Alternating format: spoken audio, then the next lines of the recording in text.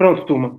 Aí, por precaução mesmo, eu vou até gravar aqui no meu celular, porque aí depois eu vou postar no Unify Online. Porque ele disse que vai deixar no meu Google Drive e eu não sei se vai ter espaço lá, sei lá, essas coisas. Turma, pra gente ir, hoje eu vou usar o slide 3. O slide 3 é aquele que fala da Sócrates, Platão e Aristóteles. Aí, para ficar mais fácil para todo mundo, eu vou apresentar para vocês aqui no meu computador mesmo, certo? Então, apresentar a tela inteira. Não é possível compartilhar. Ai, Jesus.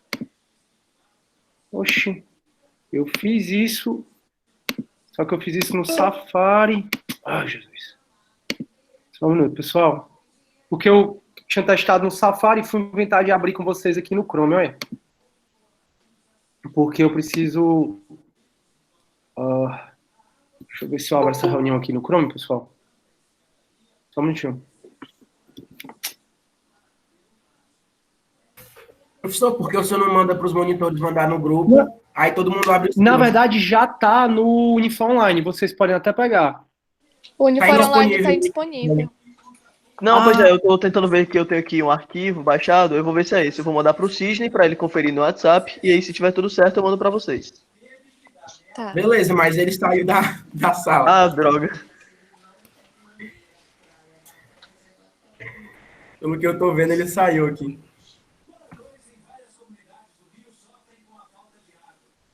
O slide 3 eu tenho baixado também. Eu estou abrindo aqui o computador para poder enviar no grupo para a galera baixar e poder acompanhar pelo WhatsApp. Beleza, valeu, viu? Nada.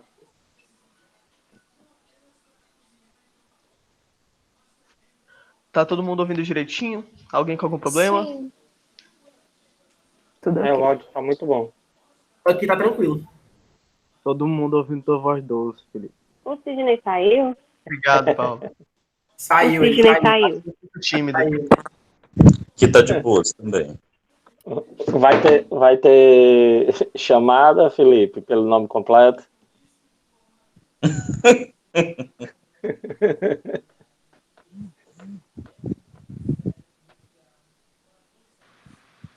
Gente, vocês estão me ouvindo? Vocês podem minimizar a ligação e podem acompanhar o slide pelo próprio telefone mesmo. Deu certo, acabei de testar. Tá. Certo. Ok. Olhar para a cara do Sidney é uma opção.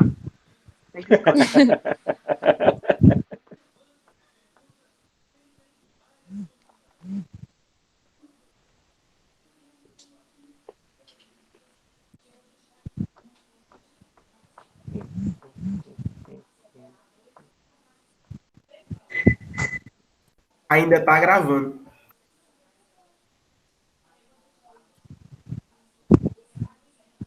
Coisa boa, rapaz.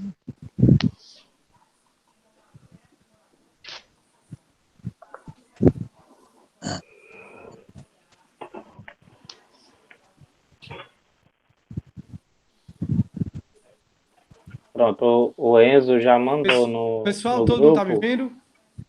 Show? Voltei? Yes. Ai, que susto. Voltou. Pense num frio na barriga que deu. Tá. Pronto, vamos começar agora. Agora sem mais desculpas. Bom dia a todos. Espero que estejam todos bem na quarentena aí, estejam em casa.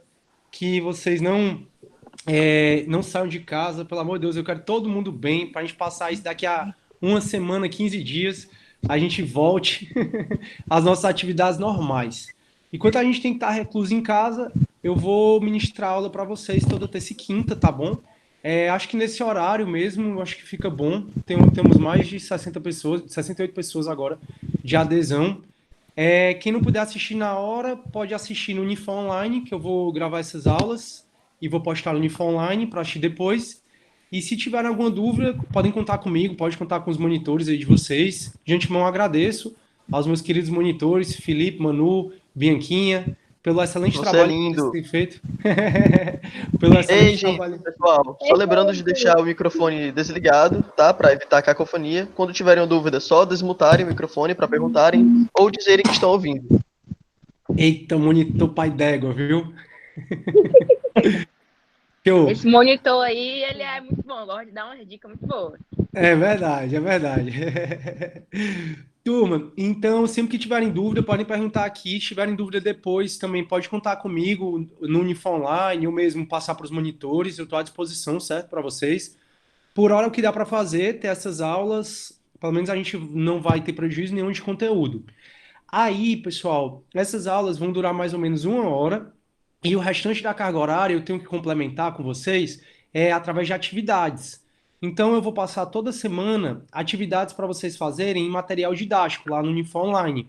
Atividades bem simples sobre a aula, entendeu? Hoje, por exemplo, a gente vai revisar um pouco Sócrates, que a gente até já terminou praticamente tudo, e vai começar a falar sobre Platão, tanto hoje como na próxima aula. E aí eu vou passar uma atividade para vocês bem simples para falar sobre essa aula, para vocês fazerem mais ou menos um resumo sobre essa aula, e isso complementa a carga horária e nas normas da EAD a gente não tem nenhum prejuízo. Tranquilo até aí? Alguém está com alguma dúvida? Se não tiver com dúvida, só tranquilo. Show? Massa. Turma, eu vou então apresentar para vocês e não vou cair. Ah, e quem entrou agora, como eu disse, não precisa você ficar com a câmera ligada, é você que sabe, certo? Alguém está tentando participar. Ô, minha Nossa Senhora, quem é que quer participar? Uma hora dessa? Pronto. Aí eu vou apresentar a tela inteira. Veja se vocês conseguem, pessoal, ver o meu computador agora.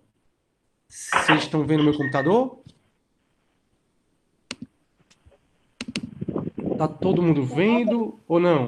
Sim, tá. Dá pra ver. De boas. Ó, estão vendo meu computador ou estão me vendo? Tá bom. Aparece a dois. tela do Computador, né? computador. Pronto, show. Tá um monte de gente respondendo aqui. Sim, sim, sim. Massa. Pronto, aí eu vou pegar esse slide aqui, turma, chamado Sócrates, Platão e Aristóteles. O Felipe até já me perguntou se era esse, eu já confirmei.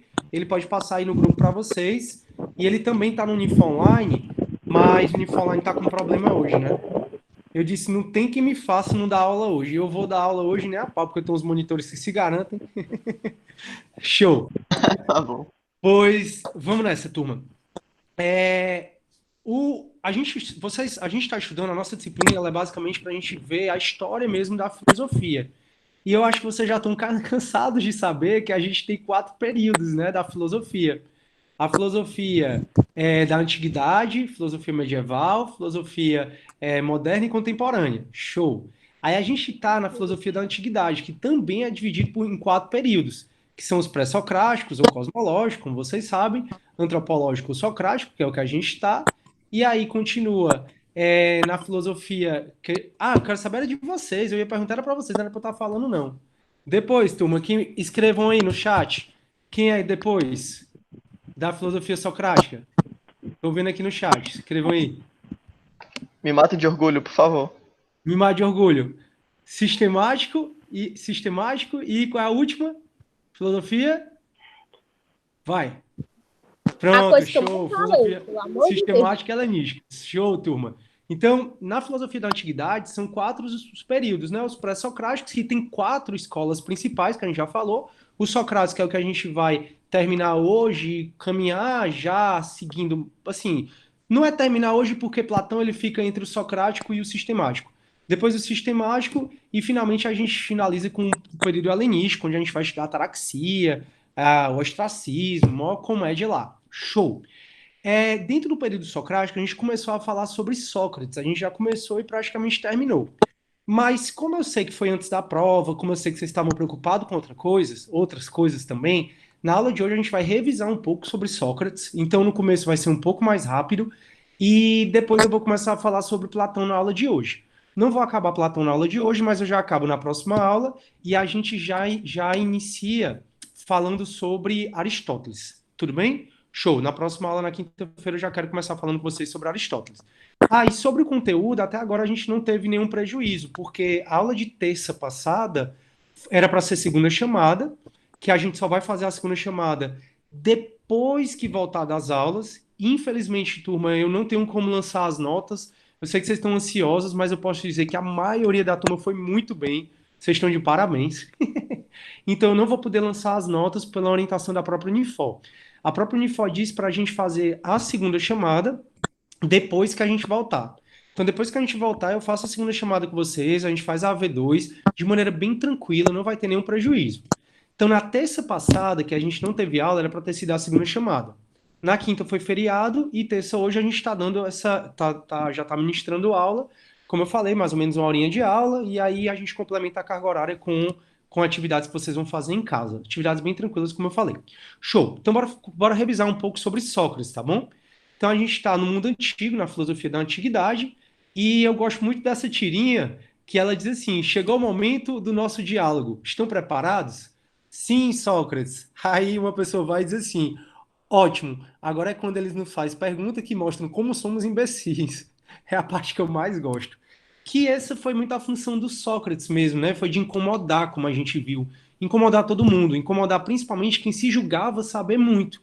E talvez por conta disso, muito por conta disso, na realidade ele acabou sendo condenado à morte, como a gente vai conversar já já sobre isso. Então, como vocês sabem, não se tem, até se discutiu sobre se Sócrates foi mesmo um personagem que existiu ou se foi uma criação de Platão.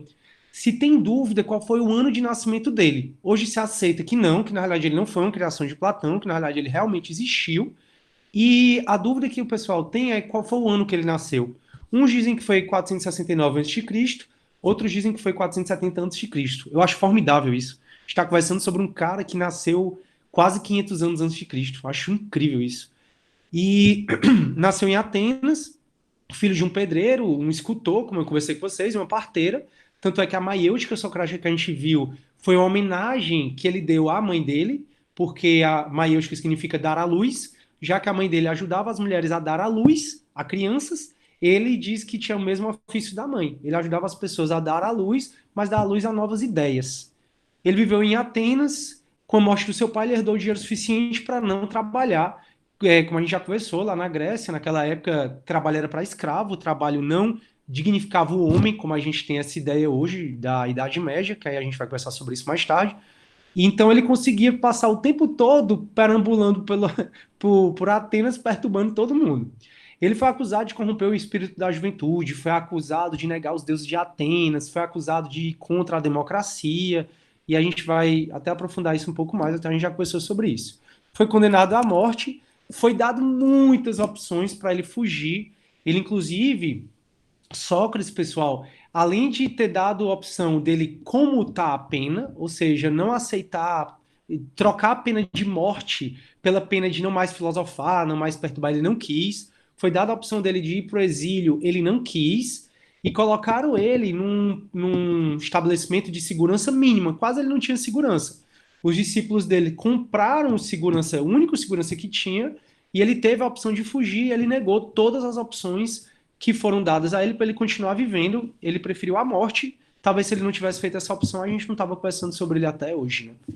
E aí ele foi condenado, a gente vai ver até a obra dele aqui, eu vou conversar um pouco sobre a obra A Morte de Sócrates, é super legal a obra, do maior valor. E aí a gente foi condenado à morte e acabou aceitando seu destino e morreu. E uma das frases dele é: a vida irrefletida não vale a pena ser vivida. Ou seja, se você está aqui sem refletir sobre a sua vida, sobre quem você é, sobre quem nós somos, sobre política, sobre ética, sobre moral, não vale a pena ser vivida.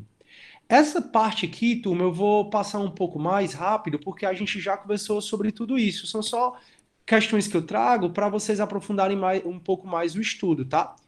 Eu disse para vocês que não dá para a gente conhecer a filosofia pré-socrática sem conhecer o arqué, né? Sem saber o que é o arqué.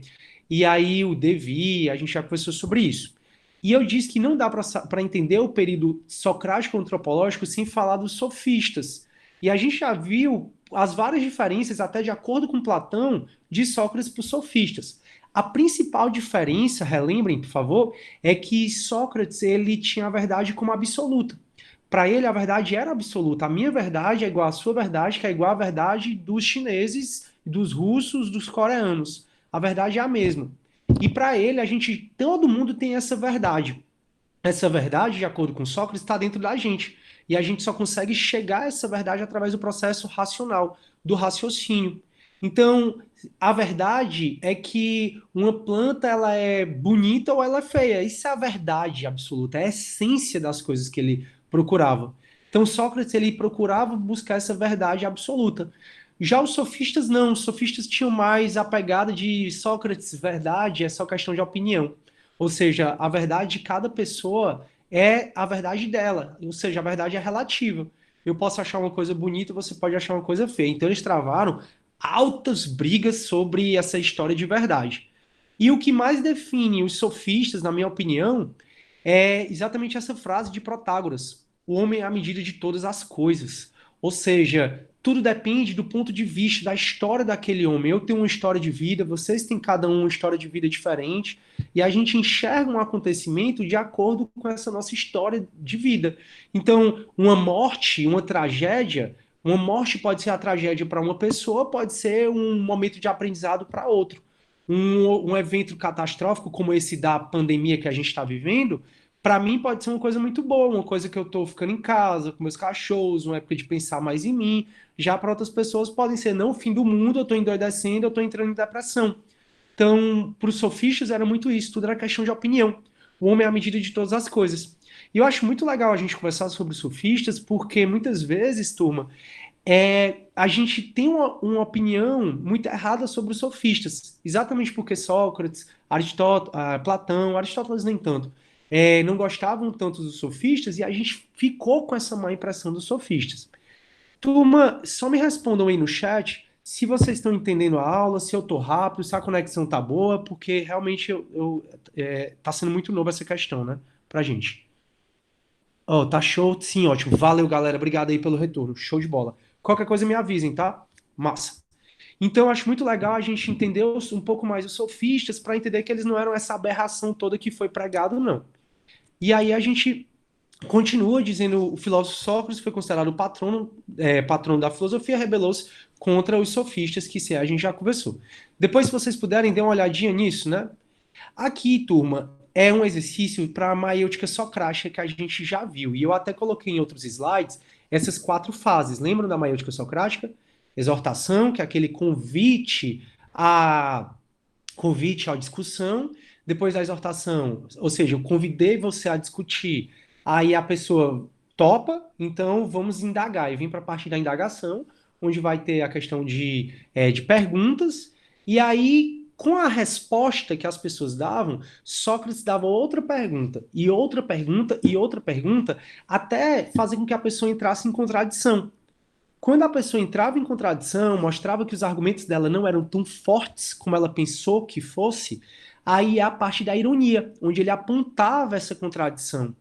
E aí, em apontando a contradição, surge a maiêutica, que é no sentido de dar à luz. Surge a maiêutica, que é no sentido de dar à luz. Luiz Eduardo está entrando aqui. Show. Oi, pode falar, linda. O senhor disse que o método socrático ele é muito utilizado pelos profissionais do direito. Uhum. Eu queria saber se teria como o senhor dar um exemplo assim, de uma situação que daria para usar. A gente vê muito isso, principalmente em audiência, em tribunal do júri. Aí é casuístico. Vai depender de caso a caso. Ou seja, o que é que a gente está discutindo? Eu trouxe aqui, por exemplo, um caso que não é propriamente do direito, mas é um dos discursos de Sócrates sobre a sabedoria dos deuses em relação a Atenas. Então, eu trouxe para vocês como Sócrates uma vez fez maiêutica socrática.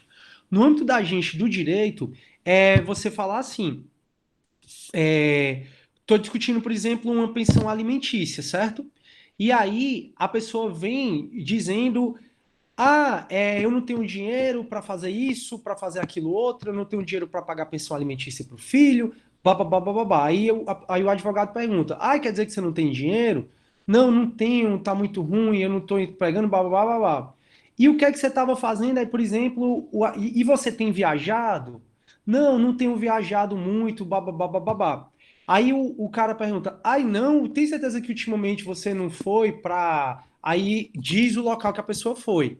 Porque os advogados, eles pesquisam antes, né, a vida da pessoa, antes de ir para a audiência, principalmente. Então, então quer dizer que você não foi para Jericoacoara, não foi para Paris, não sei o quê? Não, nunca fui. Aí o advogado vai e mostra uma foto do Instagram da pessoa, ou mostra uma foto da pessoa. Isso para desconstruir o pensamento. A melhor forma de você sair, turma, de uma discussão é principalmente você respondendo com outra resposta. Então, a maiêutica socrática ela é usada muito todo dia por todo mundo. Exatamente porque quando alguém te faz uma pergunta que pode te comprometer, você devolve com outra pergunta. O negócio é que você tem que fazer isso de maneira bem sutil para que as pessoas não percebam essa sua tática, porque a partir do momento que as pessoas percebem essa sua tática, você desconstrói. Então, no direito a gente pode usar isso em vários momentos, inclusive, por exemplo, tribunal do júri, onde a acusação tá tacando pau no teu cliente, e você pode desconstruir a acusação mostrando coisas boas do teu cliente. Então é sempre nesse sentido de que o advogado tenta pegar o discurso de uma pessoa e trazer esse discurso a seu favor. Com o tempo, vocês vão tendo mais experiência que isso, vocês vão passando a observar um pouco mais isso. Show. Fechou? Professor, foi perguntado se parecia com a terapia. Ô Felipe, responde. Desculpa, repete. Foi perguntado no chat se parece com a terapia. A maiêutica socrática, a gente até falou isso em sala. Boa, obrigado aí, Felipe, pela ajuda, porque eu não consigo dar conta de tanta coisa ao mesmo tempo. E o celular tá em cima do chat. Pode ser comparado. Pronto, exatamente, a gente até falou isso em sala, turma, que na terapia a gente faz, dependendo da abordagem, né? O terapeuta faz muita maiêutica socrática com a gente. Inclusive, teve um aluno, acho que foi do AB da manhã, agora eu não lembro, que eu achei fantástico. Ela disse, quando você está na terapia, aí de repente dá aquela chavezinha, muda a chave, pronto. Ali é a maiêutica socrática. Então, quando a gente começa, chega lá cheio de problema, babá, e aí o psicólogo vai e rebate tudo que que a gente fala, ele rebate não, né? Ele faz outra pergunta em cima do que a gente falou. E de repente você para e diz, não acredito que era isso. Pronto, isso é a maiêutica socrática. Exatamente a maiêutica socrática é usada em todos os aspectos da nossa vida. Se duvidar, você até tem usado parte da maiêutica socrática e não se toca muito disso. Aí, ó, o Doroteu falando, é um dos principais recursos do psicoterapeuta. Eu acredito que depende muito da abordagem, né, que ele usa, mas eu acredito que é, sim, um dos principais recursos do terapeuta. Olha, o psicanálise faz isso direto. Pois é. Ou seja, a gente está discutindo coisas que foram discutidas há 400 anos antes de Cristo, né, atribuídas a esse cara. Eu acho fascinante isso, fascinante mesmo. Enfim, uma das coisas que ele fez lá, turma, na Grécia, foi exatamente, vocês lembram que os gregos eram politeístas, a gente até já conversou sobre isso. Os gregos, principalmente os atenienses, eles respeitavam demais a religião, eles tinham a religião como uma coisa muito importante na vida deles. E aí Sócrates, né, mexendo com religião, ele perguntou assim: você acha para alguém, né, que era fanático demais por deuses e tal, você acha que os deuses sabem de tudo? Aí a resposta é sim, porque eles são deuses, se eles são deuses, eles sabem de tudo. Alguns deuses discordam dos outros, aí a pessoa pensa nos deuses, né? Pensa logo nos deuses do Olimpo, o que é que os deuses sempre fazem, né? Claro que sim, claro que eles discordam dos outros. Eles estão sempre brigando, então eles discordam dos outros.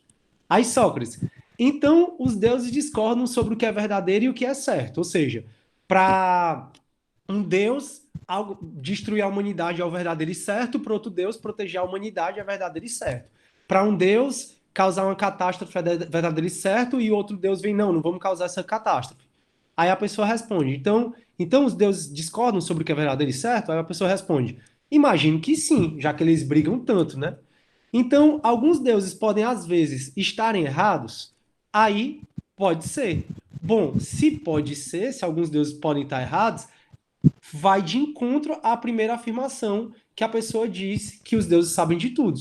Porque se os deuses sabem de tudo, eles não podem estar errados. Eles não podem errar, né? Se eles sabem de tudo. Só que se eles discordam entre si, é porque eles erram e porque eles não sabem de tudo. E aí surge a tal da maiêutica. Então, os deuses não podem saber de tudo. Isso é um exemplo simples, turma, até relatado, que foi um dos diálogos de Sócrates, e talvez muito por isso, uma das condenações dele tenha sido negar os deuses de Atenas, né? Enfim. Se vocês tiverem alguma dúvida, ou tiver aí dúvida no chat, por favor, me avisa, tá? Porque eu fico vendo aqui só o slide. Massa. E aí, turma, tem outros diálogos para vocês, caso vocês queiram. Tem gente entrando aqui. Tem outros diálogos para vocês, caso vocês queiram, e a gente vai continuar. Então, Sócrates, o contexto da área dele foi a epistemologia. A epistemologia é o estudo do conhecimento. Ele teve uma abordagem do método dialético. Exatamente, a gente já conversou sobre a dialética. O direito até uma ciência dialética, que é a contraposição de ideias, que é a ideia de opostos. Aí, Professor, pode falar. qual a diferença entre dialética e retórica? A retórica ela é mais a sentido de arte de falar em público, a oratória, é a arte de persuadir as pessoas. Já o método dialético é uma arte mais de oposição de ideias e com essas oposições de ideias formar um conhecimento novo. Os sofistas que eram mais nessa história de retórica. O que é que era importante para os sofistas? Para os sofistas o mais importante era ganhar a discussão. Então, eles tinham essa questão da retórica, eles tinham essa questão de pensar como é que eu vou persuadir alguém para poder ganhar a discussão. Sócrates não. Sócrates não estava preocupado em ganhar a discussão, ele estava preocupado em achar a essência da coisa, essa verdade absoluta que a gente conversou. E para achar a essência das coisas, nada melhor do que discutir. Quanto mais gente, melhor. E lembrem que os filósofos antigos, eles incentivavam os discípulos deles a discordarem deles. Então isso é muita dialética. É muita dialética nesse sentido, de que, Felipe, eu vou te falar uma coisa, cara, discorda de mim. Porque através dessa contraposição de ideias, a gente consegue formar uma nova ideia, e com essa nova ideia que a gente está formando, a gente está chegando mais perto, racionalmente, da Fica verdade muito o absoluta. fato das arqués discordarem, né, nos jônicos. Exatamente, exatamente. E a gente vai até voltar a falar da escola pitagórica quando falar de Platão, porque Platão ele passou um tempo lá com a escola pitagórica, com Pitágoras, e ele fez muito essa fusão, né, de ideias de Sócrates com os Pitágoras, com as ideias de Pitágoras. A gente vai falar sobre isso mais tarde. Deixa eu dar permissão aqui para o pessoal entrar. Show. Tranquilo, turma. Então, eu vou passando isso aqui, é bem tranquilo, histórico. Aqui, Platão retrata Sócrates através de alguns livros. Principalmente esses livros de Platão, a gente vai ver que Platão teve 2 períodos. Esses livros de Platão é onde a gente vê os diálogos de Sócrates com os outros, né? Show. Aqui a lenda de Sócrates, a gente já conversou sobre isso, que perguntaram para a sacerdotisa, lá no oráculo de Delfos, quem era o homem mais sábio. E essa sacerdotisa, ela falava pelo deus Dionísio, né, pelo deus Apolo. Ela falava através dele. E ela respondeu que o homem mais sábio de todos os tempos era Sócrates. Sócrates, quando ficou sabendo disso, disse, o mais sábio, tem nem perigo. Porque eu reconheço a minha ignorância. E aí, o que Sócrates fez? Ele resolveu investigar. Ele resolveu perguntar a todo mundo que se julgava saber muito sobre aquilo, sobre aquele saber. Então, se eu julgava muito saber sobre justiça, Sócrates vinha me perguntar sobre o que era justiça. Se eu julgava muito saber sobre beleza, sobre arte, sobre qualquer assunto, Sócrates foi lá perguntar a essas pessoas. E Sócrates chegou à seguinte conclusão, que não é que ele era o mais sábio, e para o oráculo de Delfos, o mais sábio é você saber reconhecer a sua ignorância. Então, ele era o único que conseguia reconhecer o tanto que ele não sabia. Muitas pessoas, como juízes, alguns professores, se portavam como, eu sei de tudo e tal, mas na realidade eles não sabem muita coisa, de acordo com Sócrates. Na realidade, o que eles têm é uma mera opinião sobre aquilo. Então acabou que Sócrates entendeu o porquê que o oráculo de Delfos diz que ele era o mais sábio. Ou seja, só sei que nada sei. Então, para ele, como ele era o único que conseguia, ou o que mais conseguia reconhecer a ignorância dele, ele simplesmente foi tido como o mais sábio, né? A gente já conversou até sobre isso. E aí, algumas fontes que citam Sócrates, está no caderninho de vocês também. Xenofontes, que era amigo dele. Aristófanes, que era comediante, fez as nuvens. Aristófanes não gostava muito de Sócrates, fez Sócrates como um louco, como extorquista. Aristóteles e Platão também falaram um pouco sobre Sócrates. Show! Quais foram as principais contribuições de Sócrates? Lembrem que até agora está sendo só revisão, tá, turma? Ele foi o fundador da filosofia ocidental, tanto é que a gente divide, né, a filosofia dos pré-socráticos e dos pós-socráticos. Ele trouxe o método socrático dialético, trazendo principalmente a maiêutica socrática com essas 4 fases que a gente já conversou. Exortação, que é o convite à discussão. Indagação, que são as perguntas. Ironia, que é quando você aponta para a pessoa falhas no discurso dela, contradição no discurso dela. E aí a maiêutica, que significa dar à luz às novas ideias. Então, através desse método socrático, que a gente usa muito. Inclusive, turma, fiquem atentos, porque na Unifor tem um núcleo de mediação. Nesse núcleo de mediação, como o próprio nome está dizendo, você ajuda as pessoas a comporem um conflito, ou seja, a resolverem os conflitos através da mediação. E quando vocês forem fazer uma disciplina chamada mediação, Métodos extrajudiciais de solução de conflitos. Essa é a disciplina. Métodos extrajudiciais de solução de conflitos. Se eu não me engano, ela é do 4º semestre.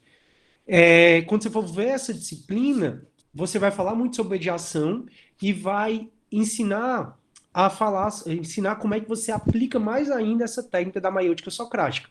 E aí, quando abrir estágio para esse núcleo de mediação, eu sugiro que vocês apliquem, que vocês tentem fazer parte do núcleo de mediação. É uma experiência muito rica. Vocês vão pegar principalmente casos relacionados à direito de família, pensão alimentícia, divórcio, inventário. E é muito bonito quando você vê, por exemplo, 2 pais, um pai e uma mãe, brigando sobre o valor da pensão alimentícia do filho. Não é bonita a briga, né? É muito bonito quando você consegue fazer com que eles deixem de enxergar cada um individualmente e os 2 passem a enxergar na criança, a criança. Então, quando chega na audiência de pensão alimentícia, geralmente o pai não quer dar mais R$1 a mais. E a mãe não quer, ela cuida do filho, quer ter mais dinheiro para dar uma assistência melhor ao filho, mas geralmente cada um está pensando muito mais em si do que no próprio filho. E o que é interessante é que eles ficam dizendo que estão pensando no filho, mas no fundo eles estão pensando mais nele. É o que vocês vão aprender, que é o conflito real e o conflito aparente. Ou seja, muitas vezes eles dizem algo que não é de fato. Eles colocam no discurso deles o conflito aparente. Mas na realidade eles estão magoados com outra coisa, eles estão preocupados com outras coisas que não é o que eles soltam na hora. Muitas vezes eles nem sabem do conflito real e do conflito aparente. Aí você, através da maiêutica socrática, vai de pouquinho em pouquinho, fazendo com que eles descubram qual é o conflito real, ou seja, o que é realmente que está movendo ele, não o conflito aparente, e faz com que eles tentem dar mais atenção ao que é mais importante, que aí é o filho. Então, quando você vê essa disciplina, métodos extrajudiciais de solução de conflito, você vai aprofundar mais essa questão, e também quando você se abrir, né, esse estágio para ser do núcleo de mediação, eu também sugiro, porque é experiência muito válida, muito rica mesmo. A faculdade de Direito, ela é encantadora. Alguém falou? Já abriu para o núcleo de mediação. Já abriu esse ano, foi? Já abriu e já fecharam as vagas já. Já fecharam as vagas, né? Mas todo ano tem, não é isso? Ou eu tô enganado? Todo semestre. Todo semestre tem, renova. Legal. Aí Quando eu fui lá, eles disseram que tem que ter feito teoria geral do processo, ou seja, só a partir do Não, na verdade semestre. tem que ter feito processo civil, mas eles conseguem abrir umas vagas para estudantes do primeiro semestre, às vezes. E Legal. quem tiver feito a cadeira de Direito do Consumidor, ou estiver fazendo, não estou lembrado agora, pode estagiar no PROCON, que também fica no bloco Z. Show.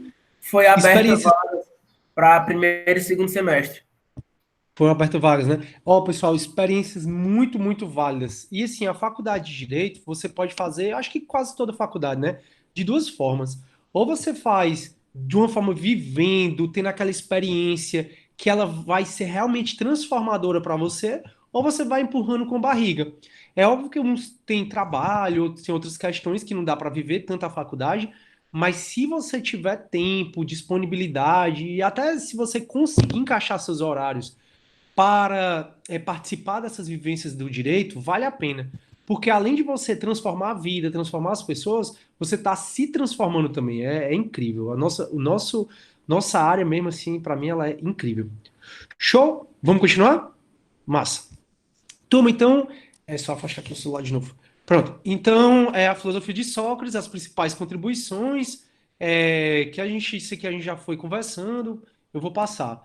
Vida virtuosa, foi o que Sócrates queria muito, é ter paz de espírito como resultado de fazer a coisa certa e não por códigos morais. Uma das coisas que Sócrates discutiu muito foi a questão da moral, né, da ética, da política, e ele falava dessa vida virtuosa, que a vida virtuosa é viver de acordo com o que é correto.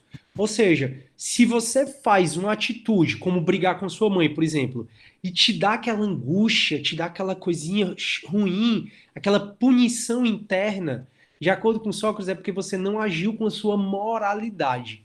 Quando vocês forem ver filosofia do direito, e eu sempre tenho muito cuidado para não sobrepor o conteúdo de filosofia geral com filosofia do direito, vocês vão estudar muito sobre essa questão da moral. Tanto em Introdução à Ciência do Direito, como em Filosofia do Direito, vocês estudam muito sobre o que é moral. Aí é muito bacana essa parte. A gente vai falar de moral para Sócrates, para Platão, vai falar de moral para Kant. É muito bacana. E tudo isso é questão de viver a vida com virtude. Ou seja, ficar bem com você mesmo. E a gente vai voltar a falar sobre isso quando a gente ver a ataraxia, que é lá da filosofia helenística. Show! E aí, o objetivo de vida é o cultivo de conhecimento e não riqueza ou status. Olha que bonito. O objetivo de vida, de acordo com Sócrates, é cultivar conhecimento. É tentar ter o máximo possível de conhecimento e não buscar riqueza ou status. Então ele diz, só sei que nada sei, sou um cidadão do mundo, são frases de Sócrates. Show! Sócrates foi condenado por 3 crimes, corromper a juventude, desacreditar nos deuses da cidade e contra a democracia, já falamos. Ele foi, no julgamento dele, acusado por 3 pessoas, como a gente já conversou. O Meleto, ou Mileto, porque em italiano fica Meleto, foi o principal acusador dele, era o mais conhecido naquela época. O próprio Sócrates apontou muita falha na acusação dele, apontou muito parcialidade até nos julgadores. Tem muitas ilegalidades no julgamento, mas mesmo assim Sócrates acabou sendo condenado. E aqui, turma, vocês conseguem ver bem essa figura? Tá dando para ver? Show, deixa eu ver aqui. Humberto Pinheiro. Tá ótimo, né? Massa. Pronto. Essa figura, turma, ela tem várias obras de arte que retratam... Só um minutinho. Ai, Jesus. Olha o corona. Jesus. Pronto. Tem várias obras de arte, pessoal, que retratam a vida de Sócrates e retratam também o julgamento dele. E essa é a mais conhecida.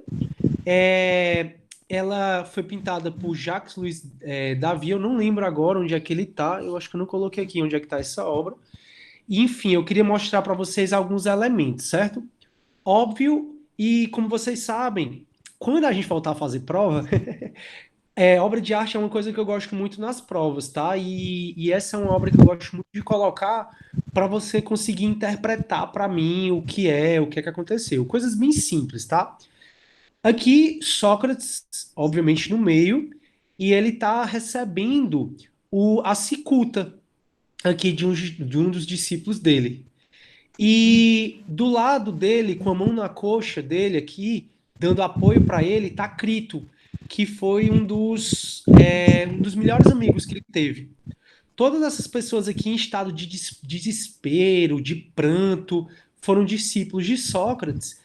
E Sócrates é o único, ele e Platão, que é esse bem aqui, são os únicos que encaram a morte com dignidade, porque eles acreditam na imortalidade da alma. Platão é um dualista, a gente vai sempre falar disso. Platão, para você entender Platão, tem que entender o dualismo, que para ele sempre são duas coisas, o mundo dos sentidos e o mundo das ideias, o nosso corpo e a alma. A gente vai falar um pouco sobre isso.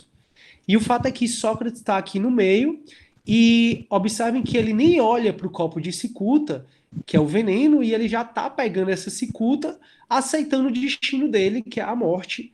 Veja que ele realmente coloca o dedo dele para cima, falando exatamente, dando a entender exatamente na imortalidade da alma, que ele vai continuar a viver. De uma certa forma, Sócrates vive até hoje, não é à toa que todas as faculdades praticamente estudam filosofia e estudam Sócrates, como a gente está fazendo na nossa do direito, e ele está encarando a morte com muita dignidade, de acordo com esse quadro aqui, pegando o copo de cicuta. Esses, como eu falei, são os discípulos dele. Esse é Crito, que foi um dos melhores amigos dele, foi discípulo dele. Platão, que é esse cara aqui, de costa para Sócrates, ele não estava no dia que Sócrates resolveu morrer. Resolveu morrer porque, como eu disse, foi dado opções para Sócrates não ir para a morte, e ele aceitou o destino dele. E aí, mas retrataram Platão aqui, de costa para Sócrates, com a mesma dignidade, triste, obviamente, mas aceitando a morte com a mesma dignidade, ou mais ou menos a mesma dignidade, do que o próprio Sócrates. E esse cara aqui no corredor é um discípulo de Sócrates chamado Apolódoro. E Sócrates mandou ele embora, porque esse cara estava gritando, esperneando, desesperado, e Sócrates não queria aquilo na vida dele. Então Sócrates mandou o cara embora, por isso que ele está aqui no corredor desesperado. E eu não sei se vocês conseguem ver, uma pessoa que está aqui lá no fundo, é exatamente o único guarda que tinha. Como eu falei, foi um estabelecimento de segurança mínima, pelos historiadores, ou seja, dava para Sócrates ter fugido. Dizem que os discípulos compraram esse guarda, que esse guarda ia permitir a fuga de Sócrates, mas Sócrates ele acabou não aceitando, tomou a cicuta e acabou morrendo. Show? Tranquilo? Tranquilo sobre esse quadro? Deixa eu ver aqui o chat. Sim. Deu certo? Sim, sim. Deixa eu ver aqui se tá todo mundo tranquilo. Ixi, vocês já estão lá embaixo. KKK, Guá. Muito melhor o aprendizado. Não entendi. Massa uniforme, os professores usarem esse recurso. Massa. Sim, pronto. A história, a arte é a história viva. Show. Massa. Valeu, galera, pelo retorno aí. Massa demais. Sim, então continuando. Então, esse foi o destino de Sócrates. E, turma, a gente vai começar a falar de Platão agora. E eu começo falando de Platão. Sim, deixa eu só falar, né? Todo mundo tá bem, né? Sobre Sócrates. Eu acabei de falar sobre Sócrates, condenação dele. Tá todo mundo respondendo que tá ok. Eu vou começar. Só fazer um adendo, professor. Pode falar. Que você tinha dito como Sócrates chegava nas pessoas, né? Exortação, indagação, ironia e maiêutica. E só querendo fazer esse adendo de que... Eita, meu Deus, o que é isso? Pois é, porque eu tô tentando te ver e eu não tô vendo. Ah, tá bom. É porque eu tirei da câmera. Tranquilo. Não, beleza. É porque, assim, o objetivo de Sócrates não era fazer as pessoas se contradizerem. Ele queria fazer com que as pessoas chegassem à verdade e, por isso, indagando, ele sempre fazia com que elas se contradizessem. É isso aí. É só mesmo. Entrasse em contradição. Exatamente. E aí é chato, né? Porque, assim, ó, pense... Pessoal, vamos ser bem sinceros. Será que você tá bem aparentado, você tá com uma roupa legal, maquiado, maquiada? Será que isso influencia na opinião das pessoas? Na minha opinião, influencia.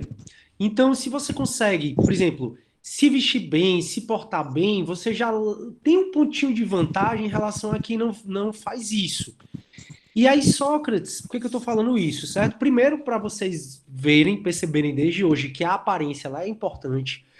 Quer queira, quer não, para a nossa área, a aparência é mais importante do que tudo. Acho que para todas as áreas, mas para o direito, talvez principalmente, é uma das áreas que mais importam, você ser bem aparentado. Bem aparentado, pessoal, que eu digo, não é você ser, sei lá, um deus, ou você exagerar na maquiagem, não. É você, pelo menos... Então, tá vestido legalzinho, você tá penteadinho, com barba feita, essa coisa que é importante. Formalidades. Essas formalidades que às vezes a gente acha chato, que às vezes a gente quer ir de encontro, mas para nossa área é importante, porque para nossa área é muito de persuasão mesmo, é muito de conseguir convencer as pessoas, é muito de estar no lugar certo, onde vai surgir a oportunidade certa. Isso é importante. E eu tô falando nisso porque Sócrates, o que retratam dele é que naquela época não tinha muita essa vestimenta toda, né? Mas o que retrata dele é que era um cara feio, que era um cara que não se cuidava. Um Platão fala até que ele não... que era uma pessoa que gostava muito dele. Dizia que Sócrates era um cara que não era bem aparentado, entendeu? É complicado isso.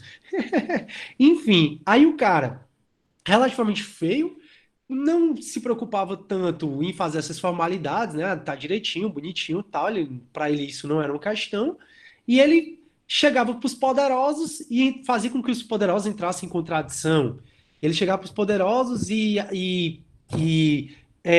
até publicamente fazia os poderosos passar vergonha. Galera, podia ser, até hoje, não ia ter outro destino para Sócrates. Professor, acabaram de perguntar se ele era rico. O que é que aconteceu? Não é que ele era rico. O pai dele foi escultor, até o Paternon eu até conheci.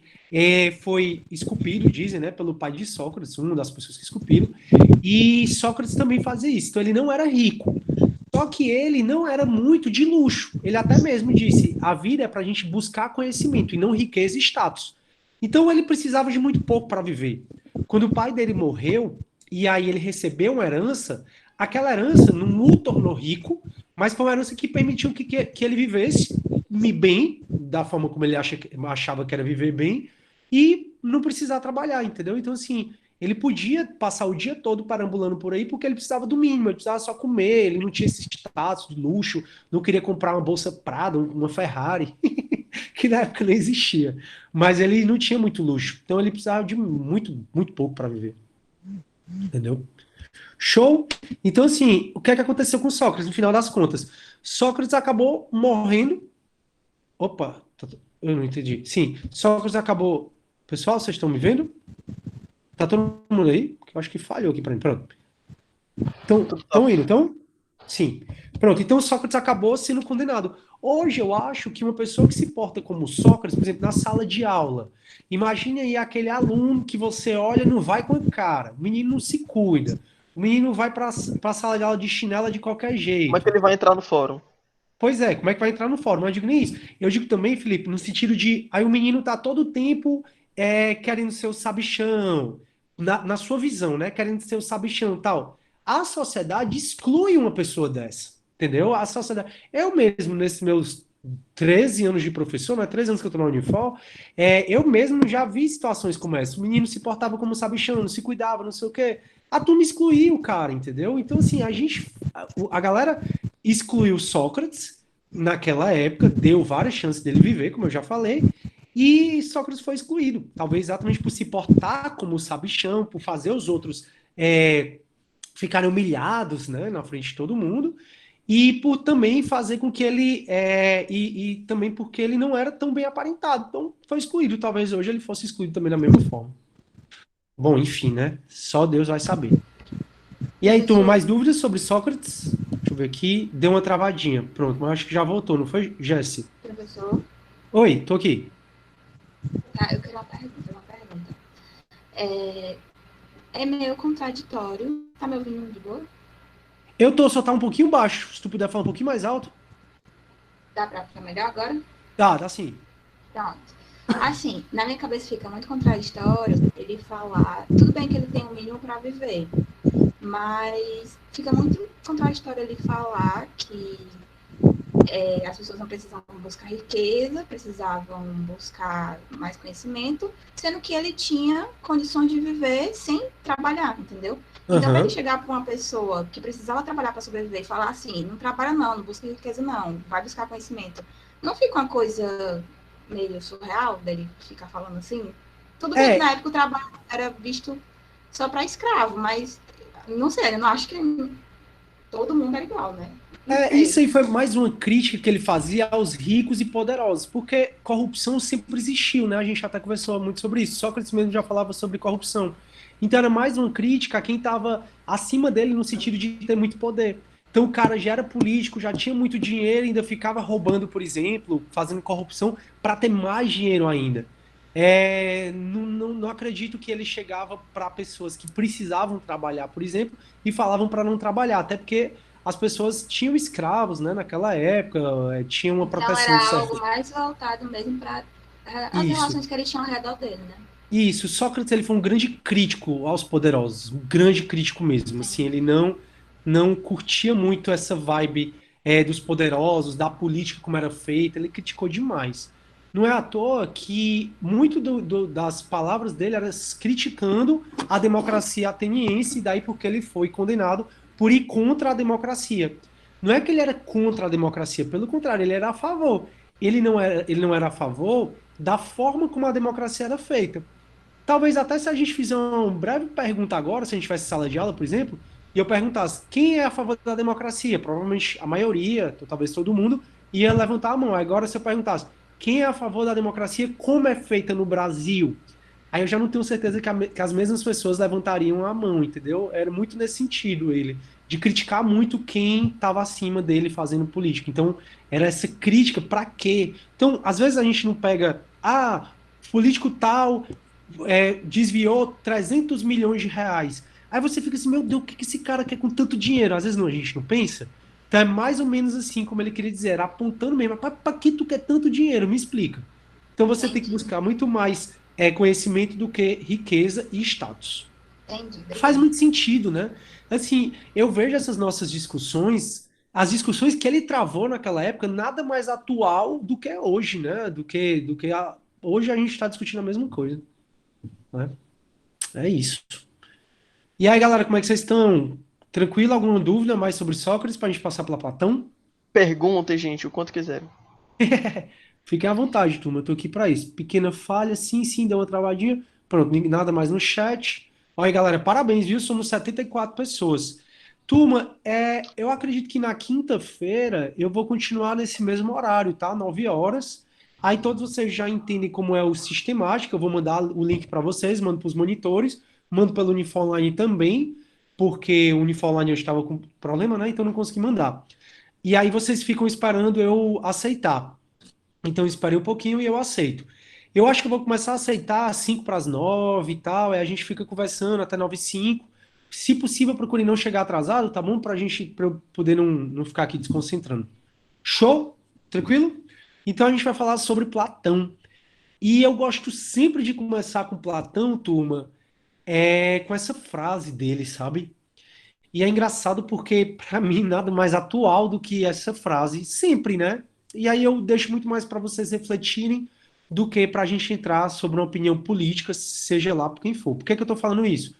Porque a gente está vivendo uma época de pandemia, como vocês sabem, aí a gente tem o governo federal trabalhando de uma forma, a forma como ele entende que é correta, tem os governos, principalmente do Nordeste, né, os governadores do Nordeste, trabalhando de uma outra forma, do Norte e Nordeste, trabalhando de uma outra forma, até às vezes fazendo questões que eram para ser feitas pelo governo federal, mas que o governador dos estados entendem que são boas. Eu vou só abrir um parênteses. Tudo que eu estou falando aqui eu não estou criticando, tá bom? Eu estou só falando de fatos do que está acontecendo na nossa pandemia hoje. Eu não estou criticando nem governo federal, nem governo dos estados, porque dependendo do seu ponto de vista, vai estar certo, um vai estar certo e o outro vai estar errado, entendeu? Então, assim, eu não quero, pelo amor de Deus, dar minha opinião política aqui. Eu só estou falando que o que a gente está observando hoje é que o governo federal está agindo de uma forma e o governo dos estados e do Norte e Nordeste, do Norte também e do Nordeste, principalmente, eles estão agindo de outra forma. E também governos do Rio e de São Paulo estão agindo de uma forma até que oposta até ao governo federal. Deixa eu dar um exemplo. O próprio governador do Amazonas, ele resolveu fechar as fronteiras, assim como o nosso governador do Ceará, né? Eu, por exemplo, adoro ir em Mossoró, que é mais ou menos pertinho da onde eu tô, para comer lá uns doces que tem numa coisa chamada o Melhor Doce. E também lá em Império Doce, lá em Mossoró. É muito bom, mas eu não posso ir lá. Primeiro, eu não iria, porque eu não posso sair de casa. E segundo, porque as barreiras estão fechadas, né? Tem polícia nas barreiras, nas fronteiras entre Ceará e Rio Grande do Norte, que a gente não pode passar. Mas quem é competente para fechar essas barreiras mesmo seria, em tese, o governo federal, que até foi editar uma medida provisória para proibir essa questão de fechar barreiras, dizendo que só quem pode fechar a barreira é ele. E aí o governador lá do Norte, ele foi do Amazonas, ele até disse que respeitava o governo federal, que não tinha nada contra, mas que ia fazer, sim, o que ele entendia que era correto, que era fechar lá as fronteiras, né? Enfim, eu só estou mostrando para vocês que divergência política vai haver sempre. E que, às vezes, você tem uma opinião mais tendente ao governo federal, às vezes mais ao que os governadores dos estados estão fazendo. E muitas vezes a gente se pega dizendo, meu Deus, como é que a pessoa é tão estúpida de pensar desse jeito, de falar desse jeito?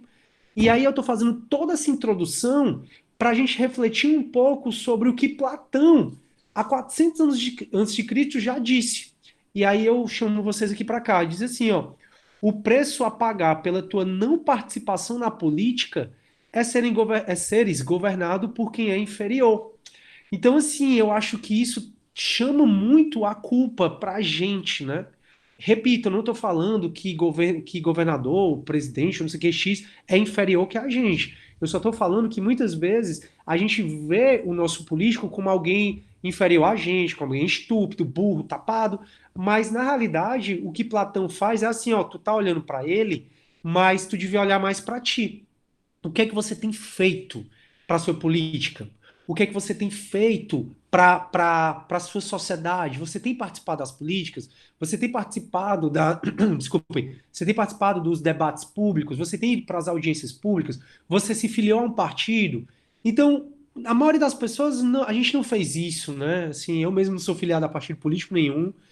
A minha participação na política, eu acho que é muito mais fazer com que meus alunos pensem sobre política. Você vê que por nenhum momento eu dou minha opinião, eu evito o máximo falar ou criticar determinado político, mas a minha participação é mais essa, só que eu poderia fazer mais, eu acho que todos nós, a gente poderia fazer um pouco mais pela nossa política. Em qual sentido? De participar mais, de ir para as assembleias, para as audiências extraordinárias que tenha, para as assembleias que tenha, para as audiências públicas que tenham, participar um pouco mais. como a gente não participa, muito de nós nem lembra em quem votou na última eleição, né? A gente acaba sendo governado por quem, na nossa opinião, é inferior a gente. Enfim, eu gosto muito de conversar de começar Platão refletindo sobre essa frase. Alguém quer falar alguma coisa? Não, deixa eu... Dolly 1, Dolly 2. Show. Não, o preço a pagar, tá aqui, o Pedro Jair copiou, né? Não é porque é inferior. Show, Pedro Jair, é isso mesmo. Pronto, eu gosto muito da gente começar, turma. Os canais TV Senado, TV Assembleia, TV Câmara, são ótimos meios de ver isso na política. Eu também concordo. A gente muitas vezes nem vê, né, essas coisas e a gente se critica muito, sem muitas vezes critica muito, sem muitas vezes fazer a nossa parte. Enfim, turma, eu estou em dúvida se eu começo a falar sobre Platão agora, porque faltam mais ou menos 9 minutos para a gente acabar a aula. Como eu disse para vocês, vai ser mais ou menos 1 horinha de aula, e depois a complementação vai ser as atividades que vocês vão fazer em sala. E aí, se eu começar Platão, eu tenho que repetir tudo na próxima aula. O que é que vocês acham de a gente parar aqui? Começa, né? Tá bom. A Antônia tá dizendo, começa. Tá bom. Então a gente tem 8 minutinhos, eu vou falar sobre Platão. E aí eu não vou continuar mais, porque eu até tenho aula de processo penal agora com a galera, e eu nem posso passar muito do tempo. Mas vamos nessa. Turma, Platão, né? A gente pode dividir Platão em 2 fases. Platão é muito interessante, é um cara gênio. Muita gente fala muito de Sócrates, né? Como o filósofo dos filósofos. Outros atribuem a Platão e outros, que até eu me coloco até mais nessa parte, como Aristóteles, que Aristóteles para mim foi o cara. E Platão, ele foi muito interessante a visão de Platão sobre o mundo, sobre tudo. É viagem agora. Então, como eu até vivo falando em sala, Matrix e vários filmes que a gente estuda é muito baseado nas ideias de Platão, como vocês vão perceber nessa aula e na aula de quinta-feira, que é quando eu já termino Platão com vocês. Então, Platão ele é dividido principalmente em 2 fases. A primeira fase dele foi quando ele escreveu muito sobre Sócrates, então, como vocês sabem, ele foi discípulo de Sócrates, e ele escreveu muito, principalmente os diálogos de Sócrates. Então, ele conviveu muito com Sócrates. Com a morte de Sócrates, com a condenação de Sócrates, Platão ficou muito decepcionado com a democracia ateniense, ficou muito decepcionado com o próprio Atenas, tô já acabando, com o próprio Atenas, e aí o povo querendo usar o quarto, é porque eu vim pra cá porque tem ar-condicionado, o povo tá querendo usar o quarto, faz parte. Sim, e aí ele se decepcionou muito com Atenas, e aí ele saiu e foi morar na Itália, na região de Jônia, e ele fez parte principalmente da escola pitagórica. Lembram da escola pitagórica que a gente estudou nos pré-socráticos? Que matemática, que eles criaram tipo uma seita, uma religião para falar da matemática. Falar nisso na prova, muita gente errou o arqué muita gente não, né? Mas algumas pessoas erraram o arqué para Pitágoras, né? Que era o algoritmo 1 e o número, e o ponto. O ponto e o algoritmo 1, e algumas pessoas erraram. Mas, assim, como tinha um ponto extra, muita gente ficou com nota muito boa. Assim, como eu falei, as notas foram muito boas. E aí, então, ele sofreu muita influência de Pitágoras. Então, foi muito legal a segunda fase dele, quando ele volta para Atenas, e ele simplesmente consegue unir o pensamento racional de Sócrates, mas que Sócrates já falava em alma, e não tem como a gente entender Platão se a gente não entender a alma, porque o nosso corpo, ele aprisionou a nossa alma, mas nossa alma ela é imortal e ela já vem caminhando durante muito tempo, em tudo, até no mundo das ideias, que a gente vai começar a falar. Então ele fundiu as ideias de Sócrates, muito dessa questão que Sócrates falava sobre alma, com as ideias também de Pitágoras, que era muita racionalidade. E até ele foi falando sobre como é que a gente alcança o conhecimento. E para ele, os matemáticos e os filósofos, como são as pessoas que mais conseguem ter lógica, ter razão, é que deveriam fazer o governo. Então, para ele, a gente deveria ser governado, a democracia só seria boa se a gente fosse governado por matemáticos e filósofos. É bem interessante Platão sobre isso, porque não é uma coisa fácil de entender. Ele te joga uma frase ou uma teoria ou um texto e tu precisa pensar muito, muito sobre o que ele está falando. Não é tão superficial, não é raso, de jeito nenhum. E aí, vamos continuar. Então, Platão, ele nasceu em 427 a.C. e morreu em 347 a.C., ou seja, morreu com 90 anos, né? E 90? 80, né? E aí pouco se sabe sobre sua vida, nasceu em uma família nobre, e isso, ele nasceu realmente numa família nobre, e ele foi mandado para estudar com Sócrates, isso foi que foi interessante. O nome dele é Aristóteles, o nome dele. Depois da morte de Sócrates, abandonou Atenas, como eu já conversei com vocês, voltou em 385 e fundou a sua academia. Até a gente até já conversou sobre isso. A Academia de Atenas e sobre o Liceu de Aristóteles. Então teve uma aula que eu disse assim, pessoal, esses filósofos antigos influenciam até hoje a gente, que vocês são conhecidos por serem acadêmicos de direito. E da onde veio essa palavra acadêmicos? Veio exatamente de Platão, exatamente porque ele criou a academia. E das obras que eu trabalho aqui com vocês, que eu vou trabalhar na próxima aula, é exatamente na próxima aula, talvez, ou então na próxima semana, é a Academia de Atenas, que é uma obra de Rafael Sanzio, e que ele retrata exatamente Platão e Aristóteles e vários outros filósofos que tem nessa época. A gente vai ver esse quadro na terça-feira que vem ou na quinta-feira que vem. Show! Então ele fundou a academia, chamada Academia de Atenas, que foi retratada por Rafael Sanzio. No contexto dele, a área dele também foi a epistemologia, que é o estudo do conhecimento, como formar o conhecimento, e ele teve uma abordagem muito racionalista. A gente não consegue falar de filosofia sem falar de razão. Só consegue falar de filosofia sem falar de razão. Principais contribuições dele, sem sombra de dúvida, ele preservou os ensinamentos de Sócrates para a posteridade. Ele escreveu a Apologia, que é o relato da defesa de Sócrates em seus julgamentos. Se vocês quiserem ler, está disponível na internet, já está em domínio público. Domínio público é quando qualquer pessoa pode usar. Então ele escreveu a Apologia, e ele, na Apologia, relata a defesa de Sócrates em seu julgamento, um dos livros mais importantes dele, e que talvez na cadeira de ciência política vocês leiam, não sei se o professor vai passar, é a República, onde ele explicou a visão de cidade-estado ideal, como é que é melhor, como é que é a ideia dele de uma democracia, de um país de viver. E como eu falei, só para resumir, é principalmente governados por filósofos e matemáticos. Professor, Oi. o Platão, ele era contra a república, o estilo de governo ser república? Não, ele não era contra a República, não. Pelo contrário, ele era a favor, só que ele principalmente ele era contra a forma como era feita, as pessoas que eram feitas. Então pense como é que a gente começou a aula dele. O preço a te pagar é o preço a pagar porque você não passa pela política é porque você é governado por quem é inferior. Então, na visão deles, muito do quem estava fazendo política era inferior a eles, ou a qualquer outro filósofo, ou a qualquer matemático.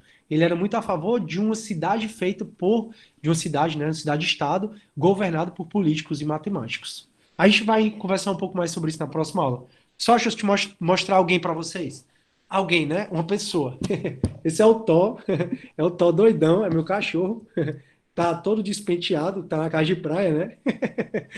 Ele é meu companheirão. Ele e a Saori, os bichinhos, são fofinhos demais, do maior valor eles. Né, cara? A raça deles é Shih Tzu. E Shih Tzu, não sei se vocês sabem, eles foram cachorros dos imperadores chineses, porque eram bem calmos, tranquilos, tal. Aí eu lendo isso, podem ficar só. Aí antes de eu comprar um cachorro, eu fiquei lendo, eu vou ter um Shih Tzu, vai ficar calminho lá em casa e tal. Rapaz, esse cachorro aqui toca o terror. Toca o terror, é doido. Sai correndo para um lado, para o outro, é uma confusão aqui. Show de bola. Turma, tem alguma dúvida? Alguém ia falar? Eu até atrapalhei. Eu vou Não, acabar. era só eu. Pode falar. Era só pra brincar aqui, se esse aí é o Thor do último filme, né? Aquele gordo, bebendo, jogado exatamente. pelo cabelão aí. Cara, eu morro de inveja desses cachorros, porque eles só comem, dormem o dia todinho. E eu não sei como é que dormem tanto. Aí eles brincam, aí pronto. Quando eu vejo já estão dormindo. É um barato eles. É muito bom ter cachorro, né? Enfim. Show, turma. Alguma dúvida? Eu sei que eu mal introduzi Platão, assim, foi só superficial, mas a gente vai conversar mais sobre ele quinta-feira. Alguém ia falar? Não vai mais falar? Show. Turma, então eu vou ficando por aqui, tá bom? Eu vou botar essa aula no Unifó Online. Quando voltar, outras pessoas podem assistir, vocês podem assistir também, certo? Brigadão pela presença. Travou, foi? Vocês estão aí? Então, professor. Foi massa. Eu tô vendo. Obrigado aí, aula massa demais. Obrigado também. Se precisarem de mim, contem comigo. Turma, muita força. Se a gente ficar em casa, esse vírus vai embora. Vamos logo pensar, assim, ficar em casa não custa nada. Um tempo de você refletir. A gente tem mais tempo agora de pensar sobre a gente. Então, é um tempo de você se buscar, conhecer um pouco mais sobre você mesmo, se eu tô feliz, o que é que eu tô fazendo, para aprumar o rumo da sua vida. Show, turma. Pois fiquem com Deus. Beleza? Valeu, Tchau, galera. professor. Um beijão. Tchau, Tchau, tchau. pessoal. Valeu. Tchau, Tchau, tchau. professor. Valeu, Tchau. galera. Tchau, pessoal. Tchau, professor. Valeu. Show. Deus está vendo. Deus tá vendo Deus tudo. tá vendo. Deus tá vendo Valeu, você turma. sair de casa, viu? Ei, eu tô saindo de casa, não. Valeu, galera. Eu vou indo aqui porque eu tenho que abrir a outra chat agora. Tchau, tchau. Valeu. Valeu, professor. Tchau. Vamos estudar!